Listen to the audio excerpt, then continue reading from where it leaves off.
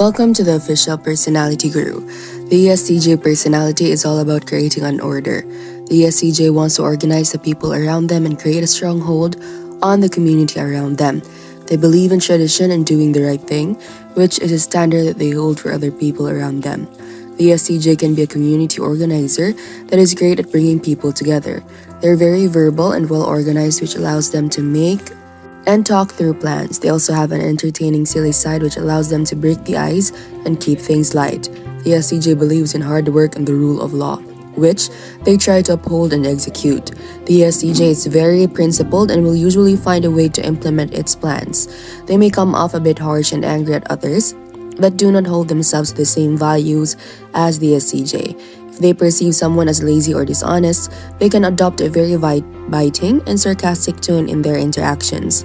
A more mature ESTJ may realize that not everyone thinks or is capable of handling themselves in the same way as the ESTJ, and will find ways to allow others to play to their strengths, which will in turn produce better outcomes over time. Today, let's talk about ESTJ personality and Enneagram Type 9. Before we start, make sure to subscribe to the Official Personality Guru and ring the bell icon to get regular updates on our latest uploads. And if you like this video, click the thumbs up button and share it with your friends. The Enneagram Type 9 is all about achieving inner peace. The Enneagram Type 9 is all about figuring out ways to live in harmony with their environment. This can lead them to be very creative and understand others. They can be very empathetic and prefer to compromise instead of imposing demands on others.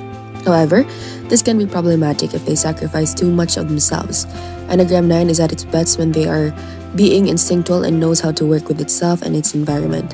When they become detached from the spiritual and instinctual center, they can become too uptight and lose any momentum they have gained. The 9 is at the top of the Enneagram and therefore shares many of the traits of all the other types. The 9 must learn to assert themselves and their visions if they want to understand themselves better. It is much easier to attach to someone more assertive than them instead of understanding how they can strike out on their own. They would be their strongest if they approached a problem head-on, instead of finding a way to tiptoe around it.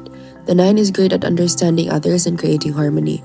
They just need to learn that it is okay for them to apply themselves and go against the grain sometimes, especially if they feel very called to do so. 9s are accepting, trusting, and stable. They're usually creative, optimistic, and supportive, but can also be too willing to go along with others to keep the peace.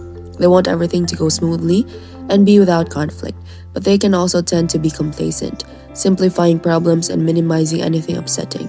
They typically have problems with inertia and stubbornness. At their best, indomitable and all-embracing, they're able to bring people together and heal conflicts.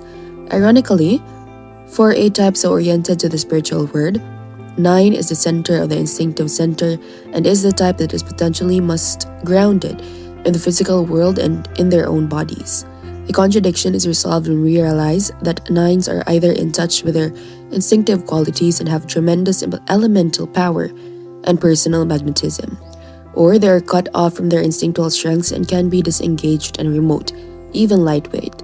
To compensate for being out of touch with their instinctual energies, 9 also retreat into their minds and their emotional fantasies. This is why 9s can sometimes misidentify themselves as 5s and 7s. Head types or as 2s and 4s, feeling types.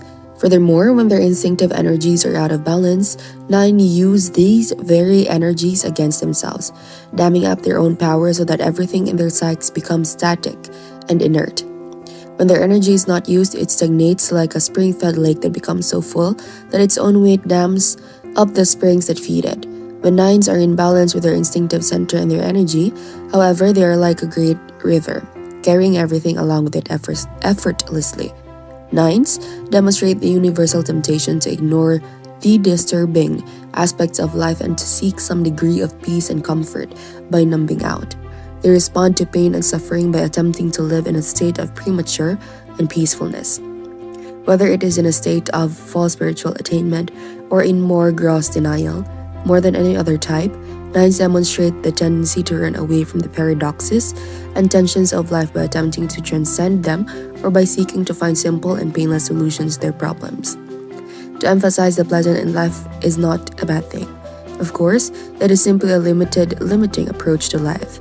If nines see the silver lining in every cloud as a way of protecting themselves from the cold and rain, other types have their distorting viewpoints too. For example, fours focus on their own woundedness and victimization, ones on what is wrong with how things are, and so forth. By contrast, nines tend to focus on the bright side of life so that their peace of mind will not be shaken. But rather than deny the dark side of life, what nines must understand is that all of the perspectives presented by other types are true too. Nines must resist the urge to escape into premature Buddhahood or the white light of the divine and away from the mundane world. They must remember that the only way out is through. Healthy versus unhealthy Enneagram nines. When they are healthy, nines are using their natural conflict diffusing powers to maintain harmony and bring on the social fluidity in a group. They're naturally counselors and teachers with a gift for persuasion and mediation.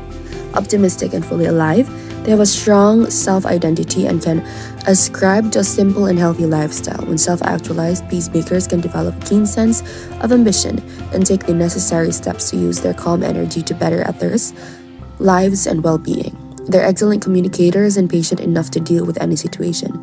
Self-actualized peacemakers can use their deep wells of wisdom to help others resolve their internal and external conflicts. When they are average, nines stay out of the limelight and maintain regular contact with their close friends and acquaintances. They may have issues with procrastination and can often correct their work habits with consistent schedules and careful planning. For peacemakers, this is an important lifelong process. Peacemakers are change-adverse and lovers of the comfy and familiar. They enjoy the idea of a cozy retreat to take a break from the world and simply relax. They have the tendency to avoid direct confrontations and run away from problems when they emerge. How about you as an ESTJ or any other personality type? What are your information that you can add on aside from what we have mentioned? Be sure to watch until the end and share your experience for a chance to have your comment pinned. When they are unhealthy, nines become lethargic, unable to concentrate on a task and believe they do not matter in the grand scheme of things. They may become sluggish and unable to focus, simply procrastinating time away instead of achieving anything. Cruising through life on autopilot, peacemakers go through the motions without trying to set goals or make improvements. On another note, peacemakers may become internally self-critical for not being able to carry through with plans and establish a firm identity. Extremely stressed peacemakers often fail to set personal boundaries, which may lead to burnout and emotional exhaustion. Their passive aggressiveness ends up straining existing relationships. Growth tips for Enneatype 9s. Pay attention to your wants and needs. Nines get into the habit of forgetting themselves and going along with the wants and needs of others. They fear that making things about them will lead to conflict or discomfort, but by repressing your desires, you're limiting your potential growth. Spend time reflecting on your thoughts and feelings without external input to better understand why you truly want and what you truly want. Listen to your body. Nines are prone to neglecting their physical health in the same ways that they can neglect their mental health. Exercise and meditation can help you feel more in touch with your body and better able to understand what it needs to thrive. Learn to see the value in conflict.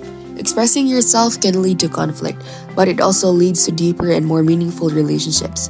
Embrace opportunities to connect with people by sharing what you think and being open to disagreements. Practice being more direct and assertive. If being direct and assertive in conversation feels intimidating to you, practice with the people you trust the most. You can work your way up to being more comfortable in asserting yourself in everyday conversations. Before we continue, if you enjoyed this video, make sure to give us a like and share it with your friends. Subscribe to the Official Personality Guru for more amazing videos. Don't forget to ring the bell icon to stay updated with our content. Lean into an adventure. Nines value routine and are often uncomfortable with change. Challenge your resistance to change by exploring the ways in which you are in control of your life. Consider ways that you can step outside of your comfort zone and be more adventurous.